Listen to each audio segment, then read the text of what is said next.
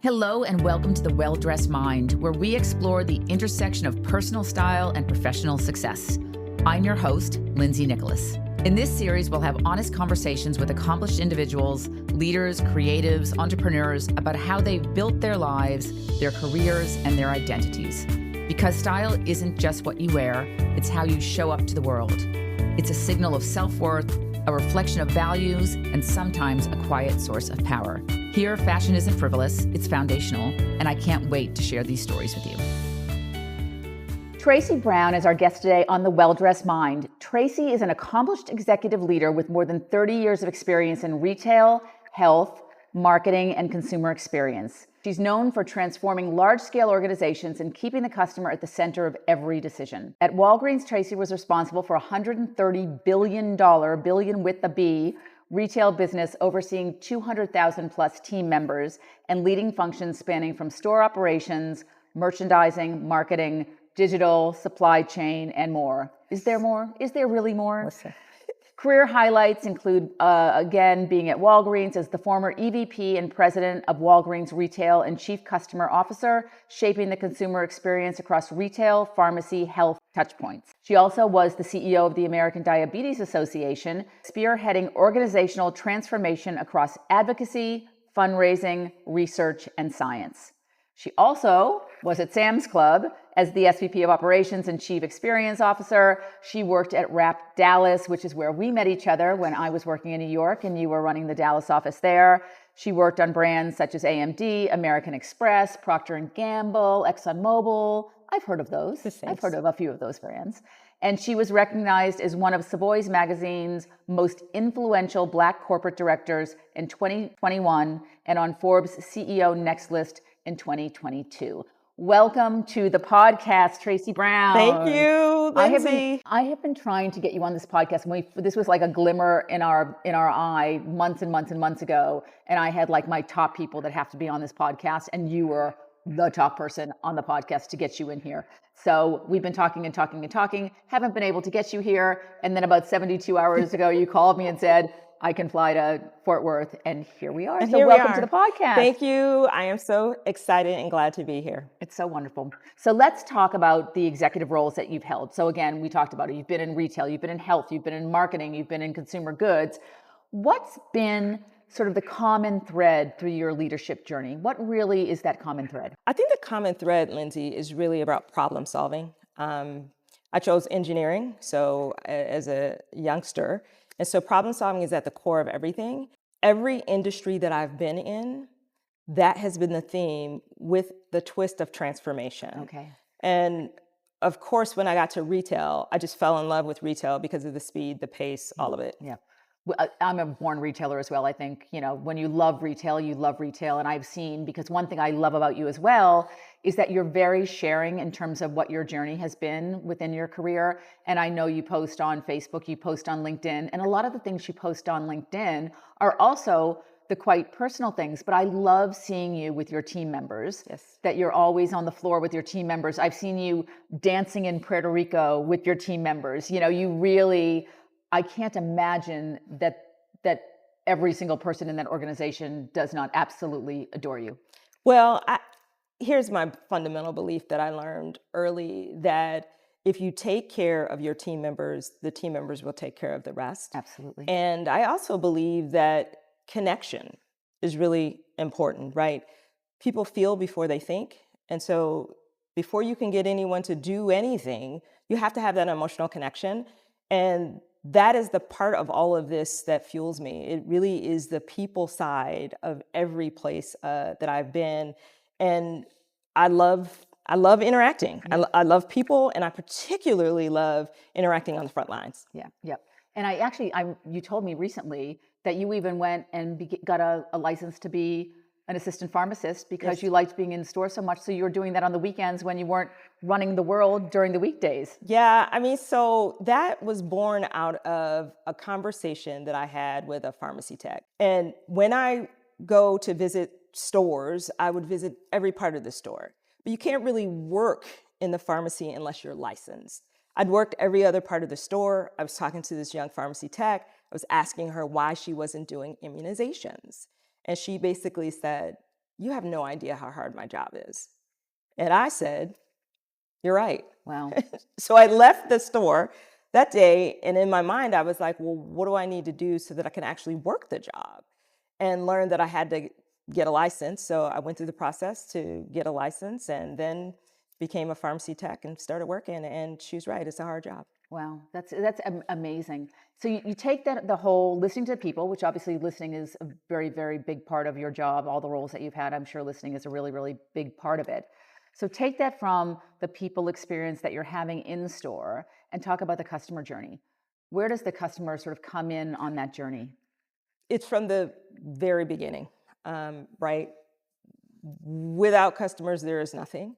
And without understanding at a deep level what matters to them, Yep. there's nothing. Yep. If you don't actually have a value proposition that makes sense or resonates, and value proposition can be a lot of things. It could be emotional, it could be physical, it could be value, it could be experience, it could be all of those things. And so when I think about all of the jobs in my entire journey across my career, understanding customer wants and needs is at the base of it. And you know, from our rap days long ago, that was at the core. Yep. So that's still at the core. Yep. It's so important, like having my retail store now, like being in store and listening to the feedback. There's things you could send out research, you could do focus groups, you're never going to get the kind of information that you get when you're working in a store. So I completely, fully appreciate that. So I know, and I've known you for probably, 12 or 15 years now. And in the time that I've known you, I've known you through a few different roles. And when you've taken those roles, oftentimes you've moved. Yep. So you've lived in many places across this country. How do you find, and I'm guessing I'm going to weave this actually a little bit into a fashion question since we are on the Well Dressed Mind podcast, but just in terms of when you're working from market to market to market, what are the differences? You look at some place like Chicago, or you're looking at some place like DC, you're looking at some place like Dallas. How are the customers different, and how do you present yourself, I guess, in a different way? Or do you present yourself in a different way? Do you just show up as the same Tracey Brown no matter where you are? I show up as the same Tracey Brown no matter where I am. And all of those places are different, whether that was living in Austin, Texas. We've had a stint in Dallas, Bentonville, Arkansas, New York City, Chicago. But for me, what I learned early in my journey was just be your authentic self. Yeah. If you want people to connect with who you are, you have to show up as who you are. And now that's taken different forms across the years. I used to, I had locks at a time where my hair was, down to my shoulders. I cut all of my hair off and lived that way. But at the core, what you see is what you get. I will always try to put people first. Yep. I will always stay on the right side of right. I will always be transparent and a kind. You can be transparent and kind. Yes. I try to do that always. And at the base of it, it's just staying centered. I very much have to think about my relationship with God and staying focused and centered on that. Then my family, and then work, in that order. Yep. I had that out of order when I first started my career journey. And once you get that in order, then you can really show up with who you are, which is why you see me on social media, personal, work. I don't believe in work-life balance. I believe you have one life and you have to integrate all of the important things in your life into that one life. I've actually said that to my teams for years as well. I truly, truly believe that you can't, there's no compartmentalization of here I'm at work, here I'm at home. You really have to love both. And you have to bring them with you. I do love one thing that you do on your social media, and I especially love it, again, on LinkedIn, because I think it's not something a lot of people are doing on LinkedIn, is when I see you and your family, and you're an amazing drummer. So when we worked together at Rap, at one point my team was coming down from New York and you were holding a town hall. You had a rap band, That's exactly. like as an RAPP, rap band, the name of the brand. And we came down, you guys, at the beginning of every town hall, you guys would play a set. So you're on the drums and we were sitting there. I think you had balloons at our table and all sorts of treats for us on the table. It was just such an amazing experience. So people are going to get into that experience and then they're going to listen to everything you said because you've got them engaged right from the get-go. But I love the way you share yourself drumming in your basement with your daughter, Sydney, singing. It's just such a beautiful thing to see how someone as accomplished and someone that everybody's going to be looking up to so much, and then we see your family life and it's just as rich, Yeah. or richer perhaps than It's your, so yeah. important, Lindsay, for people to understand who you really are as a person, and that you can have family, hobbies, travel, do all of the things, and still do what you need to do as a business leader and show up as a business Yeah. leader. I think the humanity of it all is what matters, which is why I post. Like, people are like, this is LinkedIn. It is LinkedIn, which is business. But if you're not actually keeping yourself and your rings in order, you can't show up as your best business self. Yep. So that's why I do it, to help people understand that it's your one life. You're not a robot. Like, you have other things that you're doing. And those things are really, really important in order for you to show up as your best professional self. Yeah.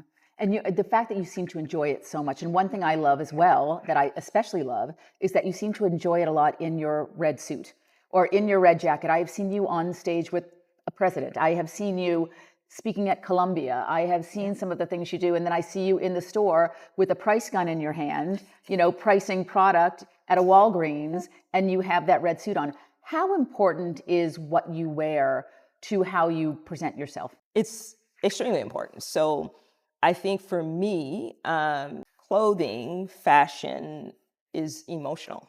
And so I use clothes as a way of emoting emotion in terms of who I am and how I feel. So you will often see me in bolder, brighter colors. Yep.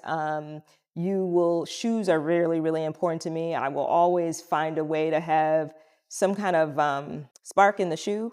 My daughter always says, like, you're cool, calm, collected with a twang. And I'm like, well, what's the twang? And she's like, you always have like a pop of something, Yeah.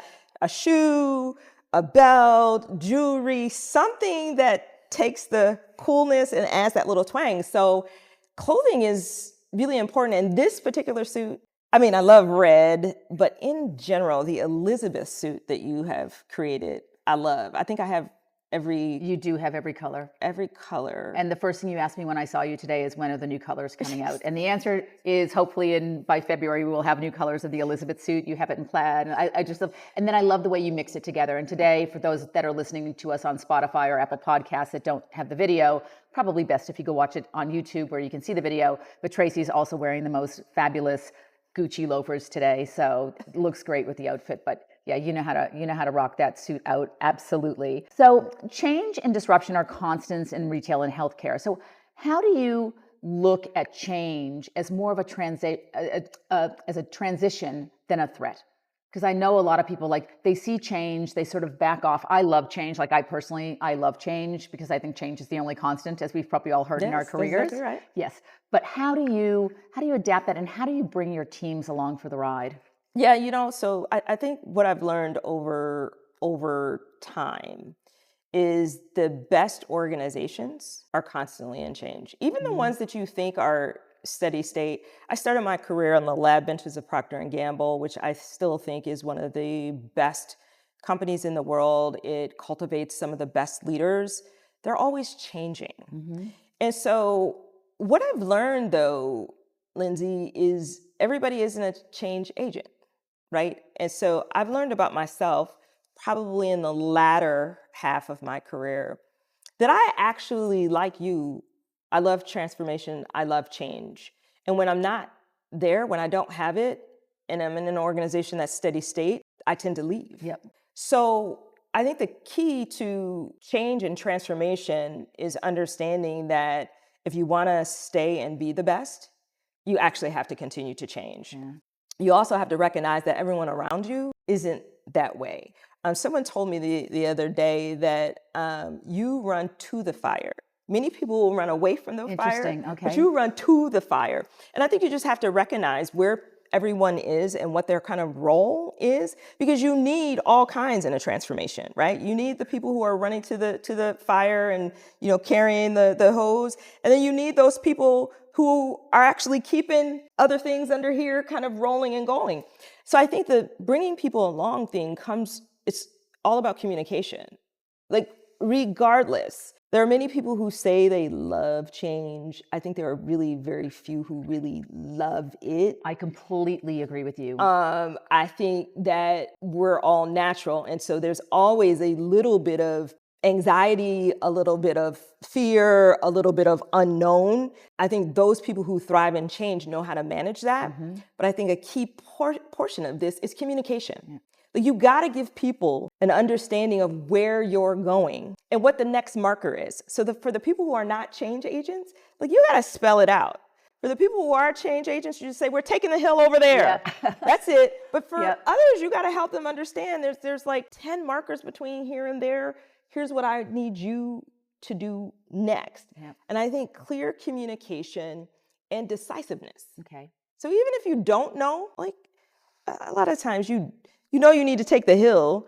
It could be a zigzag. And you might need the team to come behind you too to tell you what the hill's going to be about. Like, I love change because I find that if I'm not learning, I get bored. And that's and it gets difficult, just as a little offside, it gets a little difficult when you get to my age and you go into organizations and people think that you're the one that has to do all the training. And it's like, I still want to learn too. And that's where, again, going a little off topic here, but that's where I love reverse mentorship. Yeah. The things that I can learn from young people can learn things from me, that it's really interesting for me to constantly keep learning in the change agent. But going back to what you were talking about, so when you're trying to communicate this, what are the forms of communication? Like, do you feel like when you're going for something that is, again, really transformational, it has to be a physical, in-person conversation? Is it something that you try to hit through many different touch points? How do you make sure that people are getting the information without being afraid? Many different touch points, because everybody receives it very differently. I mean, to your point about the young people are very different than when I was working and growing up, and with this whole virtual thing, what COVID did, and how people don't want to be back in the office. Which I'm such a physical in-person. Right. I cannot understand it. Yes, I am. So I had to learn that. I had to learn that people just don't want to come in the office. People actually just don't really want to talk to you face to face anymore. So I do all the things.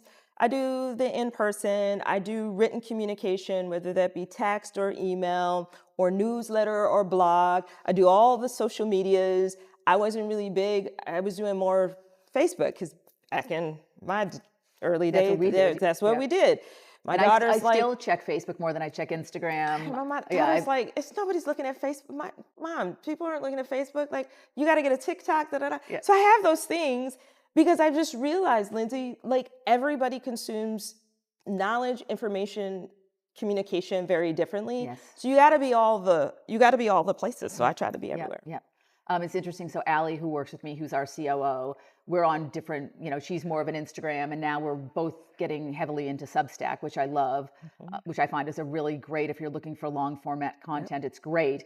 But it's interesting. So Allie and I will have a conversation, and one of us will write the other person back, and then we're like, did we send them a WhatsApp? Did we write them on Messenger? Did we write them on Instagram? Did we put it in Substack? Like, now, the number of places where you have to go try to figure out what you told somebody so we can go back and look at our conversation. Yeah, it's getting there's a lot of options out there, a lot of options. So executive presence. Now, do you think that is something that people are born with it? Do you think you can grow into it? Is it a bit of a hybrid there? What do you feel about someone getting to the place where you are? Because obviously, I would imagine, especially starting at Procter Gamble, going into engineering, you were innately confident. Yeah, I think you grow into it, Lindsay. I think people have some natural talents and abilities that may make one have more presence and or confidence, but I think it's learned. I think you are made through time. Yes, I was very confident in my first job, probably from my upbringing, probably from my training. But if I compare and contrast then to now, it is the moments across this over 30-year journey where you're made. Yeah. And in that making, you put new tools in your toolbox. You get sculpted a little bit. And so I think it's learned. I think it's made, but the person has to want to meet the moment and be made. Okay. And interestingly, I read something recently that they say you're the sum of the 5 people you spend the most time with.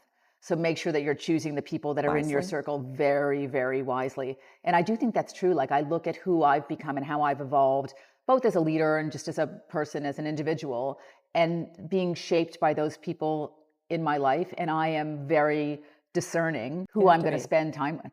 You have to be. I think, and we can go off into a whole nother thing, but I think the Go. world is a very different place now than when I grew up. And we just talked about the, fragmented media space. That makes a difference now. When I think about my daughter and what she is exposed to, where she is getting her very fragmented media, it's kind of scary. It is scary. And even like reading the paper, like my favorite thing on a Sunday morning, especially when I used to live in New York, I would take my dog to Central Park and I would grab the New York Times and I would just spread it on the ground and I would read it and I enjoyed it. And now I hate reading a paper because it's so disturbing what's happening and everything's left or right. And it's like, where's this middle that we all, That's exactly right. should strive for? So it's just different. And I don't know, Lindsay, to your point about being very discerning, I agree. I keep my circle, my close circle close, but I try to span the whole world, the whole universe, to try to put pieces of the dots together, because you just don't know, because things are so polarized, because things are so fragmented.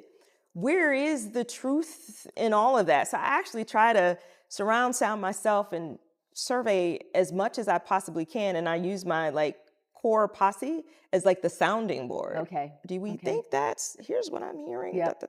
So, but it's kind of interesting. It is interesting. The world has definitely changed. So the one thing that makes the world wonderful is fashion. Yes. I mean, that's my little happy place. Like when things get sort of crazy and you just, sort of don't know which way to look or which way to turn, I always find just so much fun in fashion. So when you're making decisions, you went for your very major role at Walgreens, I assume in a lot of cases that people poached you. I assume in a lot of cases people came looking for you, so it wasn't you, sort of knocking on the door. But how do you decide what you're going to wear on those occasions? How do you decide how you're going to show up from a fashion perspective? So I love suits, and I love particularly pantsuits. So when early in my career with the women, we were skirts and stockings and da-da-da-da. When we moved over to the pantsuits, I was in my glory. So I, more times than not, will show up in a fabulous pantsuit. I will more times than not go for not the normal. So I won't show up in a black, or I will do something other than that, because my mindset is I've never been a fit-inner. Yep. And so I want to show up so that people will remember something. In addition to kind of what I'm bringing to the table from an intelligence and experience, they'll remember something about what I had on. So that's always the goal for me. That's wonderful. And I tend to go for brand colors. So you see me in a lot of red. I do like red, but that wasn't my favorite color growing up. It's because AMD's brand color, the American Diabetes Association was red, and Walgreens is red. And so, you were almost our Elizabeth suit is almost like the Pantone color. It's Walgreens red. It's almost exactly the same. So I always notice that when you're wearing it. So I try to adopt the color of the brand that I'm going to. That's so amazing. 9 times out of 10, I will have studied the brand and what their colors are, and I'll show up. That's amazing. Is that why you're wearing a pink shirt for the Well-Dressed Mind underneath your red suit today? Listen. Did you really? Listen, I see. Oh, I love you. I see, I watch. Wow, that is very impressive. I am honored. Thank you very, very, very much. Yeah. So what's next? So what is next for Tracey Brown? Where are you headed? What are your goals? I know family is you've been working so hard for so long. I know you right now that there's a lot of family. We actually have your daughter here with us today as well, which we're very excited about. Yes. So tell me what's next. Yeah, so, when we sold Walgreens, I have been with the company almost 4 years. We sold to private equity, which I believe is absolutely the right thing to do. But this also gave me the opportunity to think about, is now a good time for me to think about doing something else? And the conclusion was yes. I have not in all of these years of working really taken any time to just enjoy friends, family, fun, travel. I really, really haven't. And so this provided me with an opportunity to just say, you know what? My daughter's a senior in college. I want to be able to show up for all the things there. Any travel that we did, my husband will tell you, we have traveled, but I've never really Unplugged. Yeah, I mean, like, look, when you're the president of the company or the CEO, I mean, like, Yes. you don't really unplug. And when you think about retail, something's always bound to happen, and retailers are open 7 days a week. Every day. So while I did do rest and recovery of those trips, I was never really unplugged. I And fully so, hear that. I experience. It's my life. So I understand that fully. yeah, so this next year is just really I've labeled it family, friends, fun, and travel. So last week, my husband and I flew from Chicago back to our home in the DC area because it was our daughter's 22nd birthday. So to be able to show up for her in that way on campus was beautiful. Of course, we at the spur of the moment, after having a conversation with you, I'm like, hey, let's go to Dallas because I can, right? And so we just, although it took us 4 days to get here. That was a whole, there's little flight delays, but I know Allie's been on our team for over a year, and she's like, I can't believe I'm actually finally meeting this woman that I've been, writing stories about for the last year, and just everybody, you're a cult hero. And I remember when you first got that suit, the red suit, the Elizabeth suit, you sent me a text that just said, "This suit is fire." Because it is. Yeah, and because it is. And whenever people we tell that story, and actually, even my husband tells that story. My husband is an absolute huge fan of yours, and he tells the people about the red suit, and he's like, "There's this woman, Tracey Brown. She wears the red suit. She's worn it on stage with the president." So yeah, he's a huge fan of yours. Yeah, and likewise. So this next year is just going to be family, friends, fun, and traveling. And then I feel like, Lindsay, I have one more good run before I retire. Okay. And I've been thinking, like, what do I really want this last? Because I've done a lot. Yep. Done everything. I mean, you've been in every sector. You've done so much. So I'm just going to actually be thoughtful and prayerful over what is this one last run that I want to do. And I wanted to, although I've enjoyed every job, I've just been thinking about where would I be needed most? Okay. That's a wonderful way to look at it. And so we'll decide, but I have a year. I have a feeling people are going to be knocking on your door. I'm sure they're already knocking on your door. People are going to be knocking on your door. Will you have the, I guess the word is patience. Will you have the patience to wait, or when the right opportunity comes up, will you? Well, my husband doesn't think that I will have the patience to wait, but I'm really, really, really trying hard, Lindsay, to take this time. Yeah, it's so important. And so I've said no to a couple of things already. And I'm just gonna say now, if the WNBA we'll put that out there. We'll put that out there. Yeah, maybe I'd jump into that. But like, it would have to be like rock, something like really deep to my core that I truly, truly enjoy to kind of get me to step out of this. But I really want to try and take the time. Okay. It has been so wonderful having you on the Well Dressed Mind podcast. You are such a force to be reckoned with. And I'm just so happy that you're having this break right now. You have all this time with your family. We're going to spend time with Sydney this afternoon. She's going to do some modeling for us, which we're really excited about. And it's just been wonderful. It's so amazing that this happened in just 72 hours.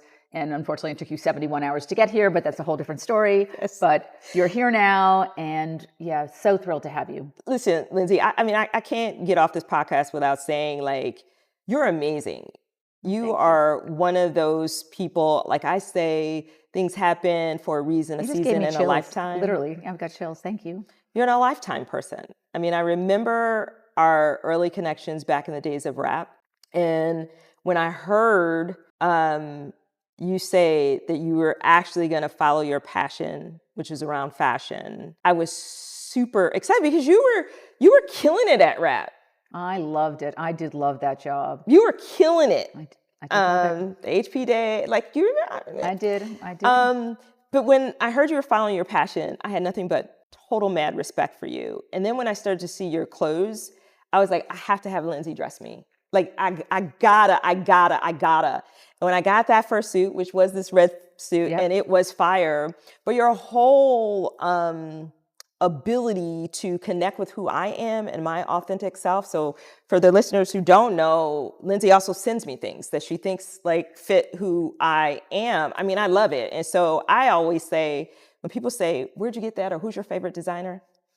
Oh, Lindsay. Thank you so much. Thank you. It is such a pleasure. You're my dream client. Like, dressing you is just everything. Yeah, it's wonderful. Thank you so much. Thank you. I love it. Thank you. Yeah, thank you. So wonderful.